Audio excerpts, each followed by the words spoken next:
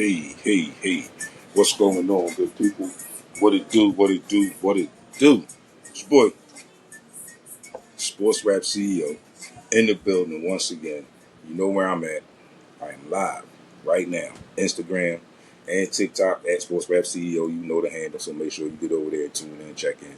Alright, I am also live on the stream, radio.co. But if you get in the bio on Instagram or on TikTok, just get in the link, hit the link, and it'll send you straight there, and you'll hear my voice. All right, y'all need to make sure y'all lock that link in, and make sure y'all are tuned in to this station all day, every day. Internet station, radio, good, great music all the time. All right, so I'm repping my Sixers today, y'all, because we are the talk of the town, so to speak, right now. I got some Sixers talk I'm going to get to. I also, interestingly, have quite a bit of Jaylen Brown talk, right? And I feel like, for me, this Jaylen Brown talk is warranted because I don't really like the picture that mainstream media is trying to paint for him. I don't like the image that they are trying to project as being him. So we'll talk a little bit about that, and we're going to talk a little bit about how he relates into the Sixers organization and how things could possibly work there and that.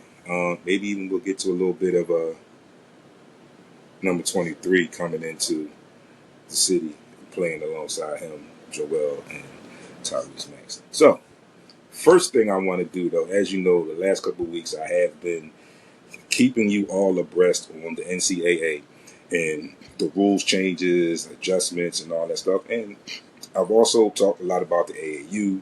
I talked about how parents have been brought into the AAU fold now for different reasons. But I also did a couple pieces on being an athlete and parents being in tune with their child athlete or their student athlete and understanding the whole entire process and being able to be there and fully support. And again, I say fully support because I'm not saying that they don't support their kids, their children. But when you know more, you grow more. Right? So, first thing is every parent wants a D1 athlete until it's time to actually become one.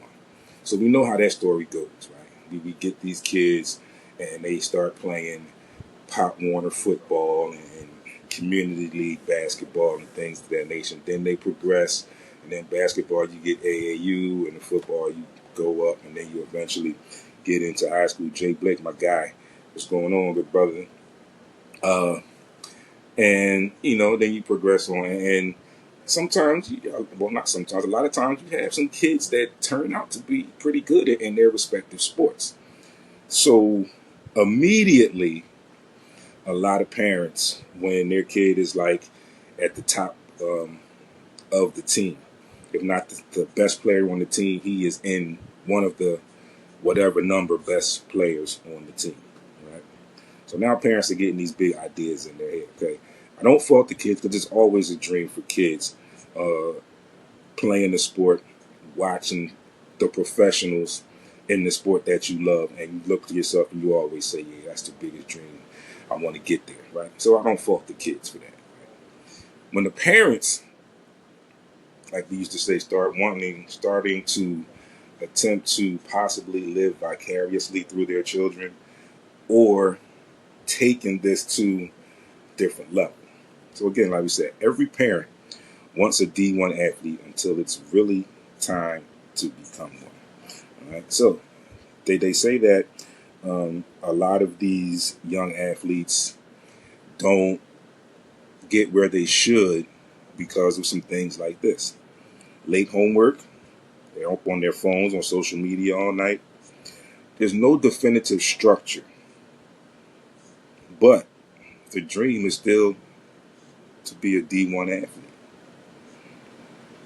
You fully have to understand what comes along with a D1 athlete, student athlete. but more importantly, we're talking about the athletics aspect of it. But you got to take it and really, really understand what it means. Like, I know a lot of people watch college sports, right? We all watch college sports. And we know we see some kids that are talented. We see some that are super talented.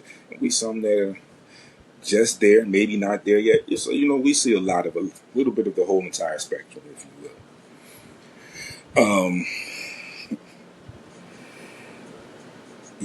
Parents don't always want to understand the full aspect of this. I can speak on it somewhat from my days of coaching, where I talked to some other friends of mine that were coaches at the same time at different organizations, and we talked. But these are guys that I played basketball with. These are guys that I have known since at least the 5th grade. Okay? And that's for me, that's a long time. So when we talk, we can talk to each other. Like, we can really talk to each other. We agree to disagree, whatever. We can talk to each other, right? So we're talking at this one point, and we're talking about coaching, and we're saying, like, and at this time it was coming up where it was just, for some reason, we felt like as coaches at that time, and I forget what year it was around, whatever, but we just felt like it was just some kind of crazy influx of guys calling themselves trainers, right? And we was like, it's just people just popping up all over the place, and trainers, and now they starting an AAU team, and we just couldn't get it. And it's like they were just going and trying to poach kids off of other teams, other organizations, and things of that nature. But one of the things we did agree on, in all of that, was the simple fact that where we stood alike was, though at that time there were a lot of coaches that either didn't want to, didn't know how to, or just really didn't care to tell parents that their child was not at the level that that parent thought they were. Okay, now, the kid can go home and tell you anything, especially if the parents don't come to the games. Parents definitely are not at practice. So if the parents can't come to practice, if they don't come to the games, then they go on whatever the child is telling them, right? Myself and my uncle that coached in the organization that we coached in, Allen Eagles, right? We were never afraid to mention to parents that, your kid is not as good as he thinks he is, not as good as you think he is, but we are willing to work with him. And for myself and the other guys that I talked to that were also coaches, we all felt the same way. It was like, parents is like, listen, but you have to tell them, because it oftentimes happens, and sometimes, in my opinion, too many times it happens. Kids get to a certain stage going off what that parent didn't tell them, going off what other people were telling them that were not true. And then they get to a point where they think they're right there at the cusp, and then they don't make it. And a lot more times than not, those kids don't know how to handle that. Right? So that's where we're at. But anyway, again, so they're alluding to the fact that there's no structure or anything like that in this, right? No structure. I hope that helped, Jay. If not, just hit the link and go to the link. Go hit the link and go to the stream. It was here, but I hope that helped a little bit. I didn't know the volume was down like that.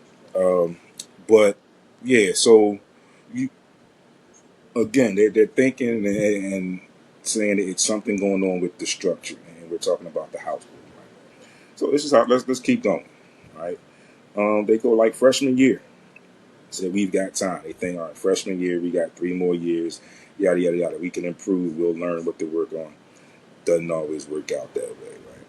Sophomore year, says he will mature. Sometimes, sometimes not. Right? It doesn't happen with everyone. Right? We understand. We know this. I mean, sometimes it happens as far as the pro level as well. You get guys that could have been the number one guy at their university or wherever, and then they come to the pros, and then it's like, yo, it's like another 13, 14 guys in here that's just as good as me, and a couple of them, quite a few of them are probably better. So, junior year, now you're feeling like, okay, it's his time now. He's going to start. He's been there 2 years. And this is where things get a little tricky in this thought process, because you look at it as a freshman year, whatever, sophomore year. So junior year, you're thinking, or some parents are thinking like, all right, he's an incumbent, right? He's not a senior yet. He's an incumbent. He's been here. He plays sparingly, but people have moved on. So now he's been here. He understands he should be able to step right in and he should be able to become a starter. Again, does not always happen. Senior year, we'll be emailing coaches soon. So, one of the things I like to mention, and I hope some parents are listening. If you're not a parent, if you are listening, you're an athlete, if you have a friend, family that has an athlete, what you need to understand is everyone will not make it at a big time conference, right? Some cities, some states across the country, and since I said that, we can talk. I'm going to talk Philly, because this is where I'm from. This is what I know, right? We have Temple, Drexel, LaSalle, Penn, 4 D1 basketball schools directly in the city limits. And then everybody says Villanova. Don't forget, I'm sorry, St. Joe's is also in the city limits, another one, right? And then you have Villanova, right? Like Villanova is out on the main line, but they consider Villanova, they always say Villanova is Philly. Philly people represent Villanova when they make the turn and all those things, right? But the point I'm getting to, great to get notes and get letters and have people, recruiters come out and watch you play. But the misconception a lot of times with some parents is they feel like you get a letter from maybe a Kentucky or Texas or somebody, Tennessee or somebody, and you think that it's going to be whoever their head coach is at the time that's going to be the one to come and see your kid. It doesn't work like that. They hire recruiting staff that make those trips and do their due diligence and take notes and report back to the coach what they saw, and then that's how they start to begin to complete a file, all right, and then make their decisions on that information. Now the thing is also, those coaches may go see some kids, but they're going to stay local. They're not going to do a lot of the traveling to go see kids. They're going to go see kids that are in their backyard. And leading to right to what I wanted to get into, like I said, in that backyard. There are a lot of kids in Philadelphia. And I would say this, my uncle also would say this to the young men that we coached when they got to the point where they were leaving us and going into high school. Think about the schools that are right here in your backyard. They're Division I schools. Like, if you have that dream, right, the first thing you're going to find out is you're going to have to work for it. It's not going to just be dropped on you or whatever, right? And also, when you think about it, just because you go to a big name school doesn't mean that you are going to play all the time or play immediately. Doesn't book that like automatically, right? If you sometimes take a look at the schools in your backyard. And I mean, you play in the city, right? You take a look at the schools in your backyard. You'll be surprised at how much more they know about you than the schools that have to send a recruiter travel to come and see. And again, don't forget, they are D1 schools, right? But what gets you to that next level, to get to the D1 school? The way you perform on the court, your mannerisms, and what you do off the court. Has nothing to do with you just saying, I went to North Carolina and I was on the basketball team. Okay, what did you do while you were there? Just because you go to a D1 school doesn't mean that you're going to make the pros. Just because you think that you've done everything in your power as a senior, junior to make that level, you got to go there, and it's not going to be automatically handed to you unless you are that guy. But you also got to remember, you're one person. It's 50 states in this country. And now you have international kids that are coming over to go to college to play before they go pro. And they have a slight advantage because they've been playing against grown men a lot more than you have in the States overseas. So, again, I used to say, my thing was to tell the kids, do you want to go to school to work to play, or do you want to go to school and play? And again, I'm not saying I was guaranteed that you won't play immediately when I say go to school and play. Again, like I said, you would be surprised at how much information and how much the schools in the backyard, in your backyard, know about you. Unbeknownst to you a lot of times, or most of the time. But a lot of times, more times than not, our kids get these letters and they get these ideas, delusions of grandeur sometimes, and the parents flow with them, not knowing any better. This is why I'm here. Not knowing any better, and they run with it, and then things don't work out. This is what we have going on, like with the transfer portal. Right? Again, like I said, you're one person, you are one athlete. There are other kids all around that are playing basketball as well. You're not the only one playing basketball. You're not the only kid that school sent a letter to. Okay. All right. So then it also says the junior year is when the panic starts. Parents begin to think, with no calls and no letters, why isn't my kid getting attention? Then they resort to, it's politics. Coach has favorites. They already had their guy. It's a little bit of truth there. It is a little bit of truth there. And I'm speaking more on it. They already had their guy. So a lot of times they know who they're looking at and they know who they want. They are sometimes also looking for extra pieces. Right? So that had, like I said, there was a little bit of truth there. Sometimes you do have coaches that may have favorites, yes. Right? From, in my opinion, and from being a coach and now talking to you people all the time, I don't like that. I don't think that's a good idea. We were always coaches that said, and you see this in the pros as well, you see this on different levels, all different levels, I'm sure. We always said, during our regular season, everybody is going to play. Mighty, what's going on, good brother? You say everybody's going to play regular season. When the playoffs come, the bench is going to get shorter. And we were immediate, and we told the parents the same thing. Again, during the regular season, everybody's going to get the opportunity to play. When the playoffs come, the bench is going to get shorter. Right? It's going to get shorter. So we just need you to understand that. All right? Because, big point.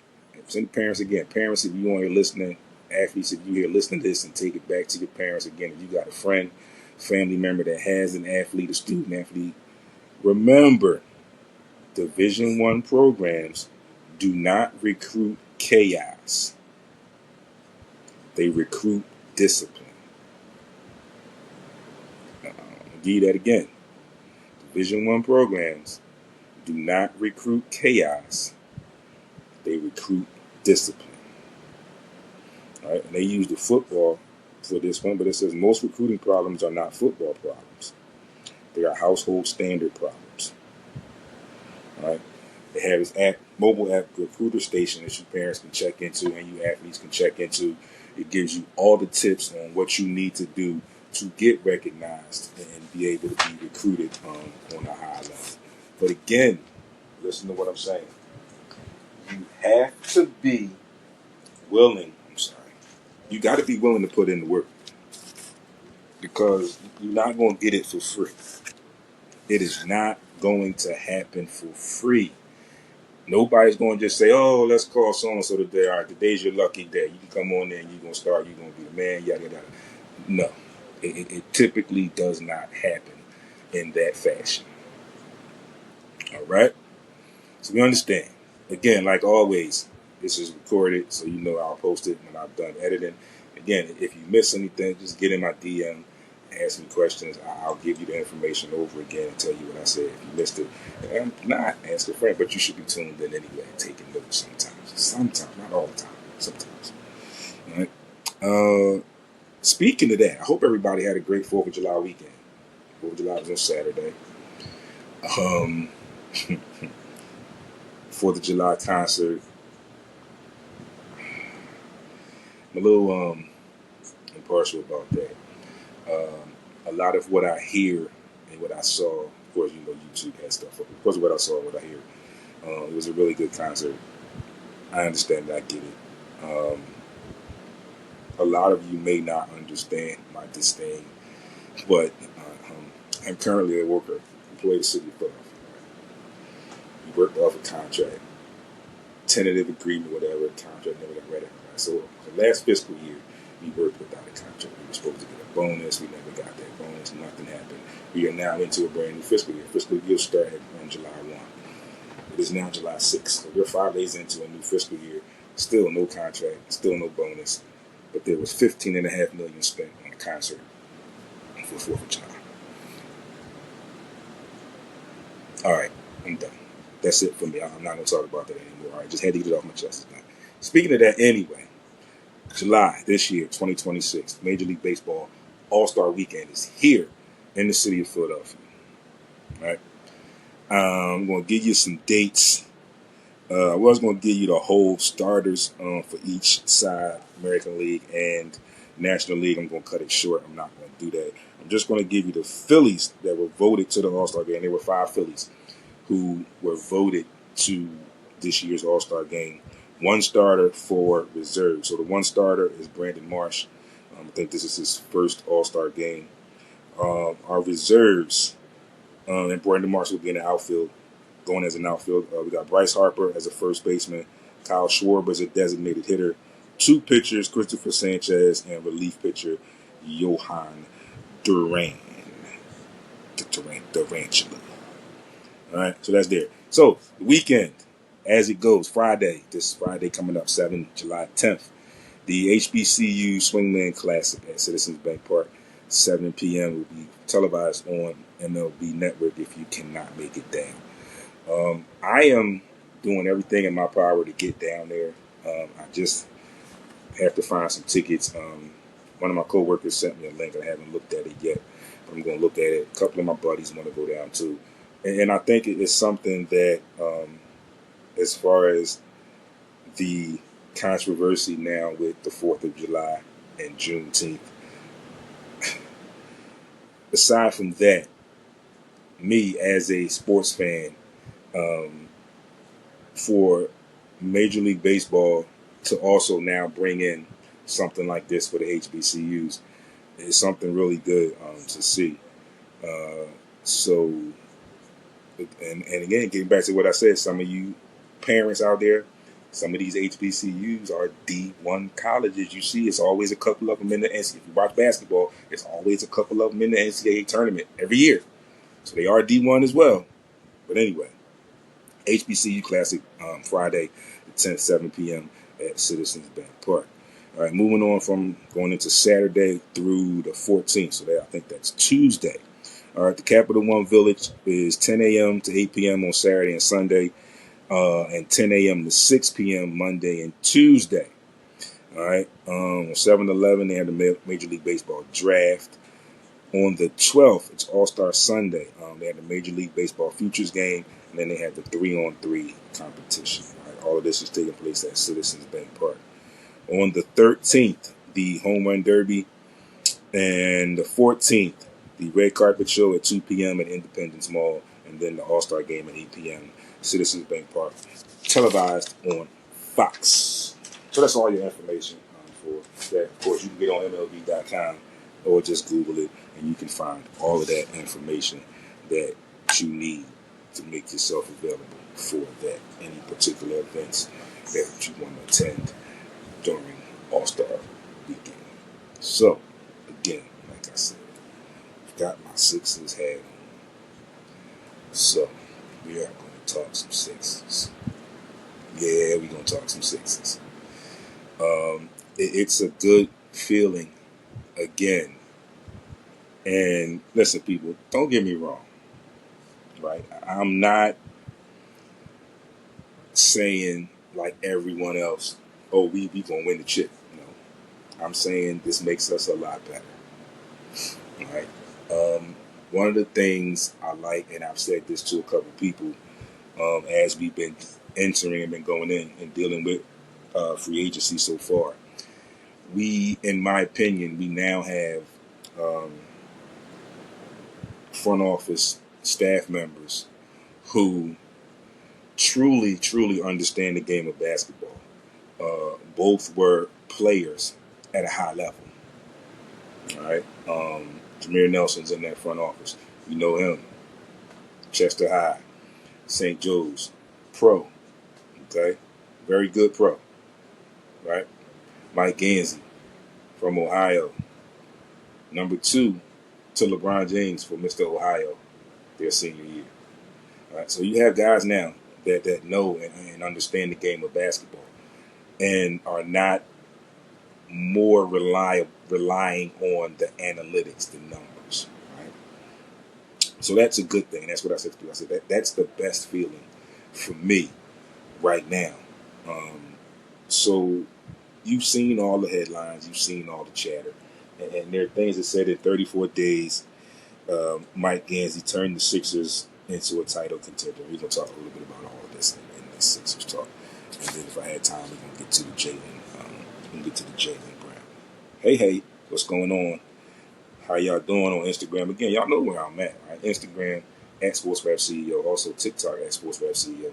If y'all on here, make sure you tell a friend to tune in, right? Make sure y'all lock in, tell a friend to chime in, right? Always good information and some fun as we go along. So, first and foremost, right, and the deal was finalized today.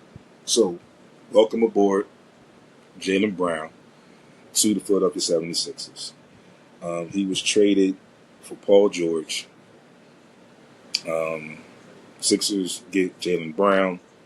The Celtics get Paul George, 2 first-round picks, and 2 second-round picks. Big deal.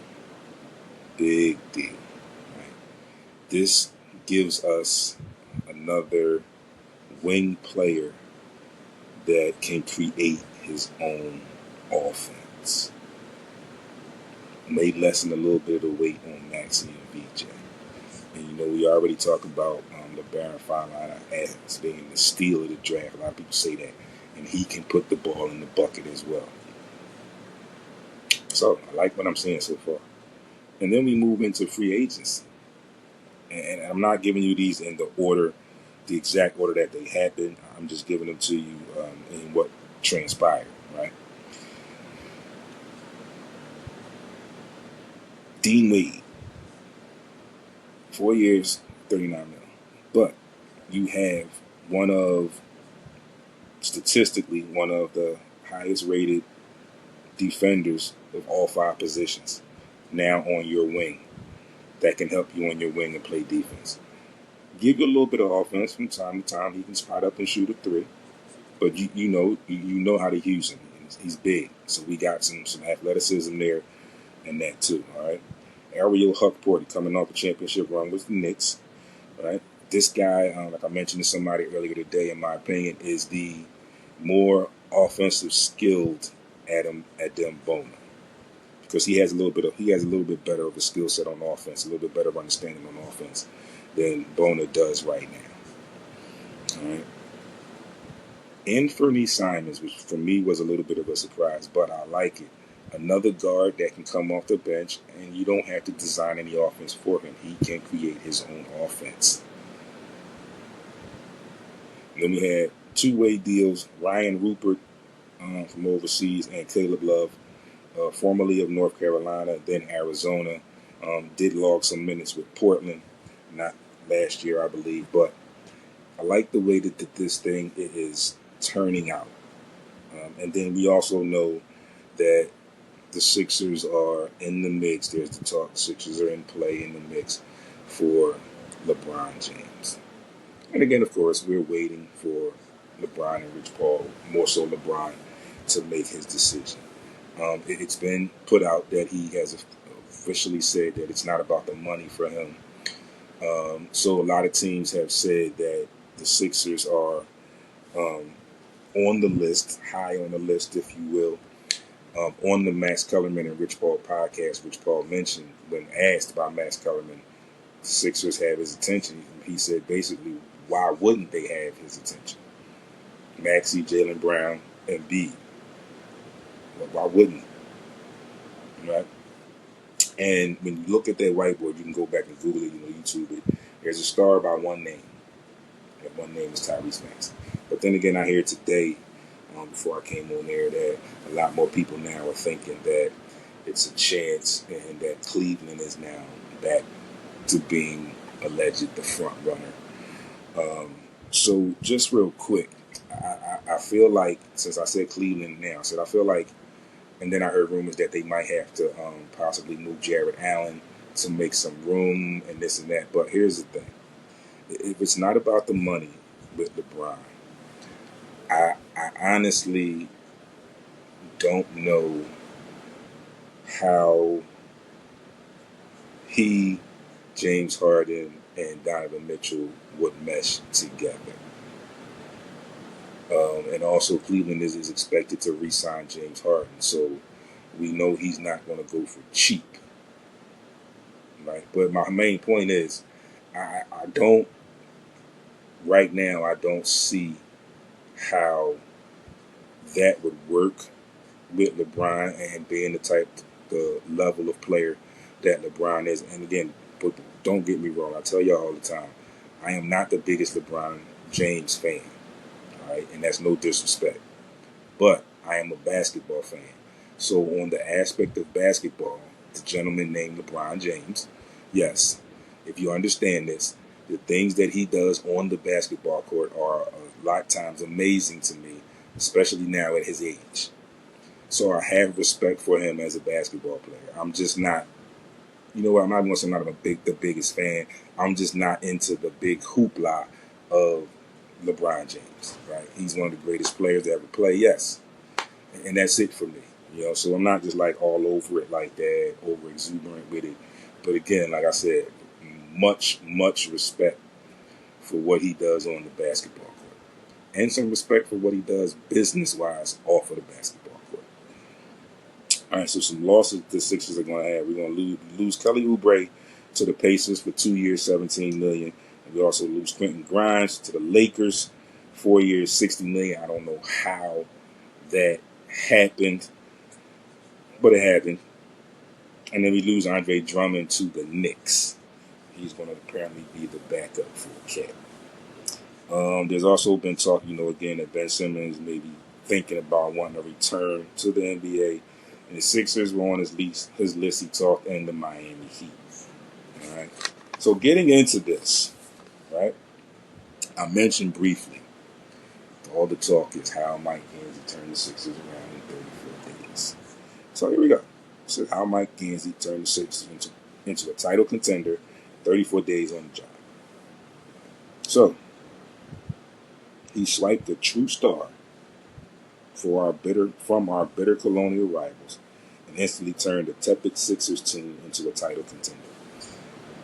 All right, everybody's saying title contender, and I get where they're going with it, right? We also had been talking prior to his hire, like right at the end of the season, how do we get off of Paul George's contract? And there was even some chatter about how do we get off of Embiid's contract. But then people started to realize that the Embiid factor was not going to happen anytime soon. So they were going to be able to move Paul George before they did Embiid. And they moved Paul George. So they figured out a way to get rid of that contract. All right. And it says none of it feels like a gimmick. Right? It feels like, it says none of it feels like a gimmick fix, which has been the hallmark for this team over the past decade. So yeah, the team typically makes patchwork, right? They try to make patchwork, fill in the hole here. This will work for this year, but then sometimes you trade people away, or then again it doesn't work out, and then you stuck, and then you see where things go, right? You understand, right? So more Sixers talk. I gave you the free agent signing of Ariel Hukporti, right? And I know Adam Bona is the incumbent, right? Backup right now. But again, like I said, his offensive skills are lacking. Okay? So, I found this and I thought this was rather interesting. I think it was somewhat on point. All right, so this is what is Adam Bona, what he has to improve. All right, so I say rim protection. All right, he has to be more physical at the rim, contest every shot. His verticality and timing will get him on the floor. Right. His timing is great. That definitely needs to be worked on. Right. You can't always go block every shot, but if you're going to do that, you have to have some timing. You have to have a method in how you do that. Rebounding. He needs to crash the boards on every possession. Give more effort on the glass. Get more minutes. Focus and discipline. This is one of the big ones for me. Stay locked in on every possession. Limit your mental lapses and avoid unnecessary fouls. This is where I say he needs to slow down a little bit when he's out there. He needs to calm down. Right? I mean, there's always this saying, sometimes players have to let the game come to them. I think he's one of those players. All right, physicality. You add strength and hold his ground on both ends. Finish through contact and defend with force. I agree. He is a little lanky. He could be one of those wiry strongs, but he does need to get a little stronger so he can exert that on the court. It's offensive impact. Run the floor, set solid screens, and finish strong. Take open looks when they come. I don't have an issue with that. All right, the bottom line. Bona has the tools and the potential. Improving in these areas will earn Nick Nurse's trust and real NBA minutes. Right? Then we go on to say why he can win the job. He already is an elite rim protector. His length, timing, and shot blocking instincts are already at the NBA level. They just need to be honed in. An elite athlete, definitely that. His explosiveness and mobility give him a huge defensive advantage. Yes, it does. All right. He already has NBA experience. Real games, real reps, and real learning. That experience will begin to separate him if he uses it the right way. All right. Let's see here. Fits what the Sixers need. Right? Energy, defensive verticality, and hustle. Bona brings exactly what this team is missing. All right. Now, here we go. So that's how we feel like Adam Bona can get his minutes on the floor and get to place. All right. So we'll see what happens. But again, like I said about the young athletes, he's got to work at it. If he doesn't put the work in, it will show, and there won't be minutes for him. Right. So, moving on to my final topic of the day. And I mentioned to you all that I felt some type of way, and I felt like I had to get to this topic, right?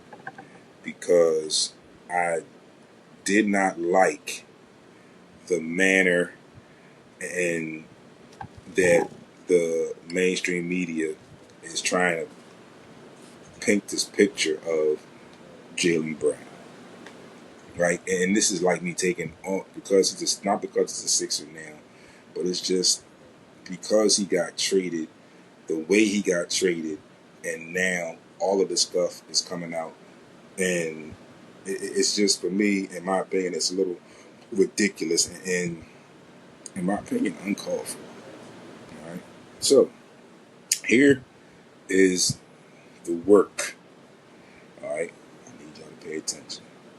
Again, y'all know how to get at me. Y'all, when y'all see this, after whatever, you can get in my DM once I get off. You can message me, right? You know what to do. Check in with me. All right, I will respond to you when I get to the minute. If I check it and I see you, I'll respond to you. Especially if you talk to me about the show, I'll get to you. Right? So he is a black man you can't control.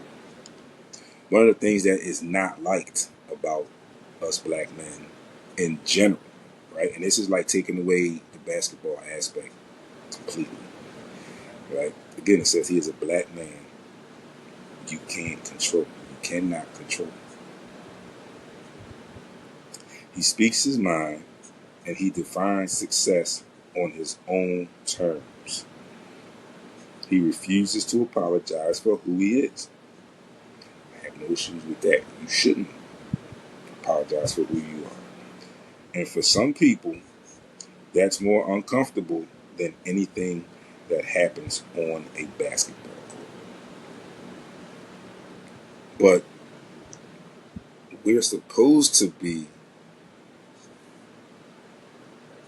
talking about basketball, right? This is where all this started. He came to you as a basketball player, right?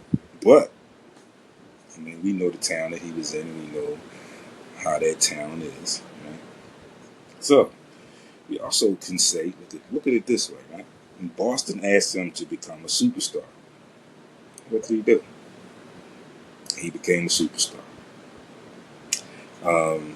He was a number 3 overall pick.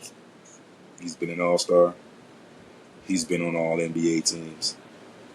He helped that franchise win an NBA championship. Their 18th record, 18th. He's a Finals MVP. And this is 2 years removed. Finals MVP. Every challenge they gave him, he answered.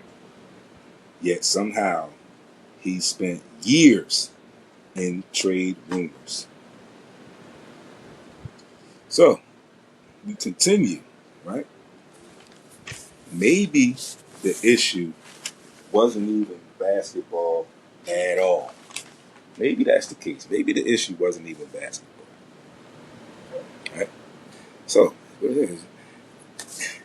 if a Finals MVP and an All NBA player, a champion, and one of the smartest athletes in sports still is not enough, can't be controlled, and that is exactly why he makes people uncomfortable. So they talk about him. The media has tried to push this thing, saying that he feels like he's the smartest guy in the room a lot more times than not. Well, if you do your homework and you think about it, there could be some validity to that. If you do not know, he went to, I think he went to Berkeley. I forget what school, but he's highly intelligent, right? He was offered an internship at NASA. He's the youngest to lecture at Harvard University. He shunned the major shoe brands, bet on himself, and created his own shoe brand so he could make all of the profit. Keep it home, right? Yeah. Didn't know he was about all that though, right? The lectures at Harvard, the NASA internship, right? Yeah, so he is extremely bright. Okay. Per The Athletic, right? It says front office execs around the league had been talking about the unreasonably high bar they set. How the Celtics expressed a strong desire to land as many as 4 number 1 or first round draft picks. So if that's the case, right, it had to be something other than basketball. This young man held you afloat this past season. Again, 2 seasons removed, he was the MVP of the finals, as well as the MVP of the Eastern Conference Finals.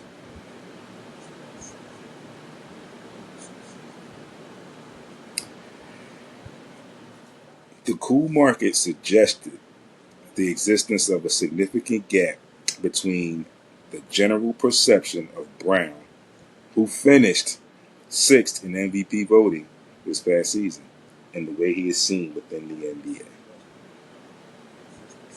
Listen,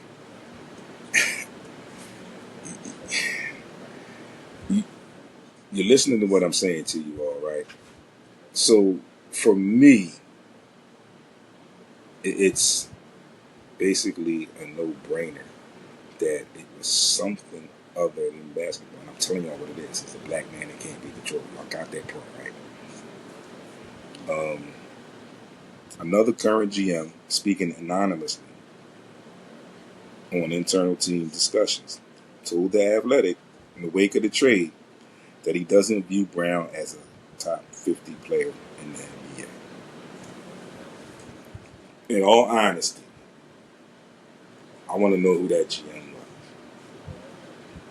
Because in my opinion, he shouldn't have a job. I can say it now, people probably gonna say it now as a Sixer. No, it's not just because it's a Sixer, right? I am not a Boston Celtics fan. You know this. I am a basketball fan first, and my favorite team is the Philadelphia 76ers, right? That's how we need to understand it. So, unfortunately, these two teams are intertwined in this topic here. If you can sit here and tell me that Jaylen Brown right now is not in the top 50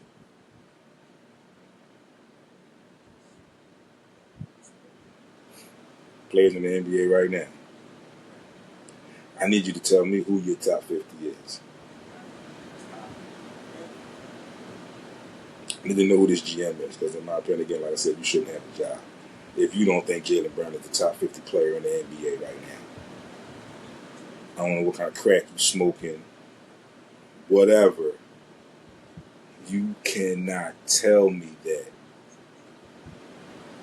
Jaylen Brown, and I'm gonna get to some more info in this and the rest of it as we proceed along. Not one of the top 50 players in the NBA currently.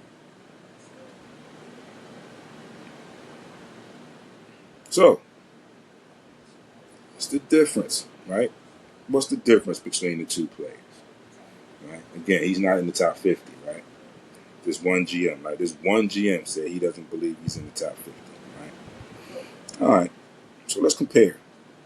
Paul George, Jaylen Brown, 25 and 26 seasons. All right. In each season, Jaylen Brown, 134 games played and 164 games played, respectively. 25 and 26. Overall, 81.7% of games played. He played in 81% of the games. He was not available for 18.3%. Looking over to the other side. And again, don't get me wrong. I like Paul George as a player as well. Okay? 78 games played, 164 games played. 47.5% of the games, not even 50% of the games. We had Jaylen Brown play 81%. Not available, Paul George side, 52%. So it's safe to say the Sixers' number one issue through the last 10 years of this decade, right through the last 10 years, has been durability. You had Embiid, Paul George, and Maxey at times always seemed to catch the injury bug, especially at the line. Right? So, with that, we talk playoff comparison. And if we break it down, it's broken down into Jaylen Brown just versus the Sixers as an organization, as a team. Right? So Jaylen Brown with the Celtics. He's a one-time champion. He's been to the finals twice. He's a one-time finals MVP. One-time Eastern Conference Finals MVP. And he's played in the conference finals 6 times. The Sixers, since Jaylen Brown has been in the league, 0 conference finals, 6 playoff series wins. So you mean to tell me you don't think that he's top 50? He did all that. His team did that, and he doesn't make this team better?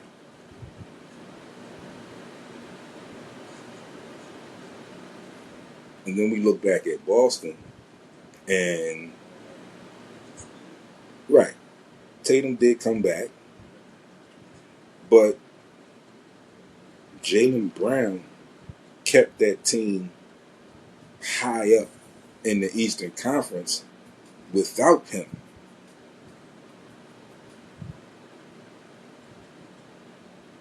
Yeah, you figure it out. The addition of Brown gives the Sixers a guy who is a winner and still in his prime at 29 years old. Another thing I like with the Sixers, they didn't get an old vet. They got a guy in his prime. Despite the Sixers' immense talent over the last decade, they have failed to get over the hump. Jaylen Brown gives a boost of playoff success from a guy who has won a Finals MVP in a city that expects nothing less than championships. Now he comes to Philly with a chance to do it again in this different city.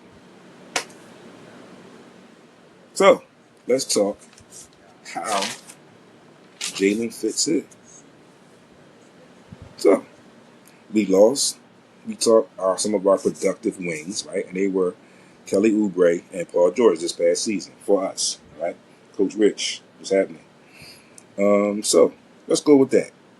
Kelly Oubre averaged first 14 points. He had shot 46.7% from the floor. Paul George, 16.7 points a game, 43.9 field goal percentage. Right? So again, this anonymous GM that said he doesn't believe Jaylen Brown is a top 50 player. Jaylen Brown, 28.7 points per game. Put him at 4th in the league.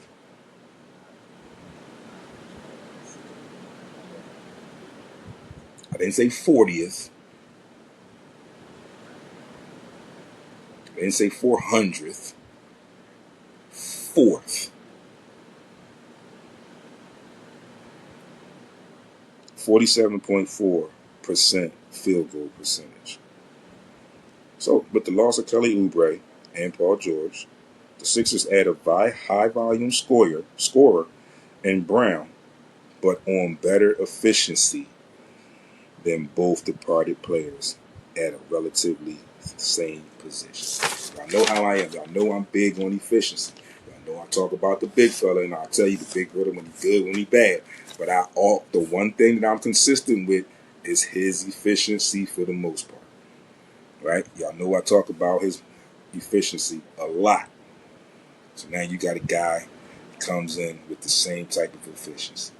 Right? So, with that being said, there's also the talk, like I mentioned real quick, about the thing to talk about LeBron. And we always go through this at this time of year. They've been talking there. He's going to make a decision, yada, yada, yada. Right? I don't think he's made a decision as of yet. But again, I just heard some stuff earlier today that Cleveland has somehow emerged as back at the lead.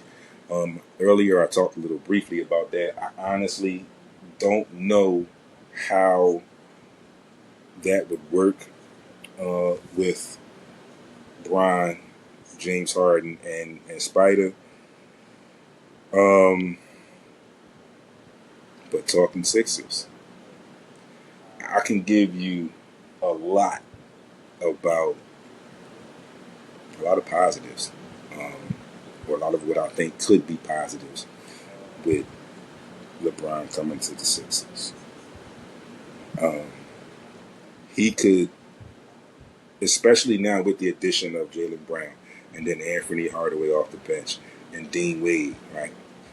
You can almost assure him that we don't need him to score 30 for us a night. We can have him be a facilitator, so to speak, but also be able to do his thing when need be. Okay, we got scoring there. We got VJ. I think he can do a lot of things for VJ. Can help mature his game at a high rate, at a quicker rate. Definitely can do some things with Maxey, and he loves Maxey, so that would be enticing for him. I think him and Jaylen Brown can get along. He's even said, even with the issue with that comment, that they hashed that out, he's moved on, he could play with that. I also think with the way that LeBron takes care of himself, that I think he could ignite something that we have never seen in Joel since he's been here for a consistent period of time. And I say it that way because we've seen some things from Joel Embiid, but it's never consistent. And we know why. I feel like LeBron being here, and like I said, the way that he takes care of his body could ignite something and lead the way and have Joel Embiid changed for the better. I also said to some people at work today, worst case scenario in my opinion and just my thoughts, he's cool with Maxey. He can give Maxey and let Maxey be the segue. Like, listen here, Maxey. Listen, I need Joe to do this. I need to do that. I know y'all good. I'm just coming, me and him, all right, but I know y'all good, right? Let's get this together, and you know what I mean? Because we all know if when he's on, he's arguably the best center in the league. Let's have that every night. Make it easy for us, right? And I think LeBron is that type of player that could at some point ignite that and put that into Joel and bring that out, right? And then again, they would legit be scary. A lot of people are calling them scary now. But if that were to happen, they would definitely legit be scary. Because you also now have some scoring off the bench. And again, the scoring off the bench are players that can create their own offense, which is a great thing for us. Great thing for us. It's almost to the point where we needed this. It's like we got new life as Sixers fans. I'm excited to see. And I don't think they're done yet. Like I said, the whole world is waiting for the LeBron decision. And we'll see what happens, you know. If it happens that he comes here, great. If not, then we know we know what we need to do to move on, right? But again, like I said, I still just don't know. And I get the Cleveland connection. He's from Akron, yada, yada, yada. Again, there are connections here as well. And again, like I said, there was that star next to Max's name. And I'm going to tell you, like Rich Paul said to Max Kellerman, you take what you want from it. I'm just putting it out there on the table, on the whiteboard. You devise your own thought process on what you think would happen or would make sense. All right. Lastly, since Paul George was traded again, I saw this and I thought this was just a little funny. So is Paul George the most valued player in trades in the NBA? It's the people who. This is what Paul George has been traded for throughout his career. SGA, now Jaylen Brown, Domantas Sabonis, Victor Oladipo, Danilo Gallinari, 7 first-round picks, and 2 second-round picks. It's kind of a lot. Yeah, it's kind of a lot. So, folks, with that being said, great show. Thanks everybody that tuned in on Instagram. Thanks everybody that tuned in on TikTok. Thanks to everybody that is in on the stream. Let me see what we got going on over here. Yeah, I can't see you straight how many is in. But anyway, once again, you know where to find me, y'all. Right? At SportsRap CEO, TikTok, Instagram, and Threads. Right? Make sure you follow. Make sure you get the link. Lock the link in. All right, or just open the bio when you spend this time. Click the link. You can hear me on Mondays. You can hear great music all throughout the week, every day. Make sure you also double back and check in on Sunday evening, 11 p.m. Eastern, 8 p.m. out west. My bro, DJ CG and the Soulful Sundays. Right? 4 hours of nonstop soulful R&B music. All right, it's a blend, so make sure you check it out. Also, yeah, make sure you check out the radio station. Right. Also, make sure you check out the YouTube page. Right. You know what to do there. You get over to the YouTube page, SportsRap TV. All right. First thing you do is you hit the subscribe button. Check out the videos. There are tons of content over there. Check out the videos. You hit the thumbs up on the videos that you like. Then after that, you hit the bell so you'll be alerted when new content is uploaded. All right. Also, make sure you check out the Patreon page, Patreon/SportsRap Podcast. And then check out the webpage, SportsRapCEO.com. Right? You get over to the webpage, hit that contact us. Leave me a message. Leave me a note. Right? Ask me some questions. Give me some topics that you might want to hear me talk about on air. Right? Also, in there, ask me some questions about how you can get your music played on Heat 100 Radio. It can happen. Get in my DM or get on that webpage, SportsRapCEO.com. Go to the contact link, click on it, leave me a message, and I'll check it and I'll get back to you with all the information. Or again, just get in my DM and ask me how do I get my music played. All right, and we can talk about it. It must be clean music in MP3 format to be played on Heat 100 Radio. Again, be great on purpose. Unfortunately, I can't say enjoy the sunlight today. We've been getting this threat of floods all day. I am so tired of it popping up on my phone. But if you are out and about, you're still on your way home from work, you're just getting off, take your time, be careful. It is still a little cloudy out there. I don't hear any rain as of right now. But again, take your time. Get home safe to your family. Get home safe to your loved ones. And like I said, always be great on purpose. Talk to y'all next time. Now, I say next time because a couple weeks ago, I mentioned to you all that there was an announcement coming up. Still an announcement coming up. So y'all got to stay tuned. I don't know if I'm going to do it this week, later on in the week, or next week. But there's an announcement coming up. I'll show next week. So I'll see y'all next Monday. Peace.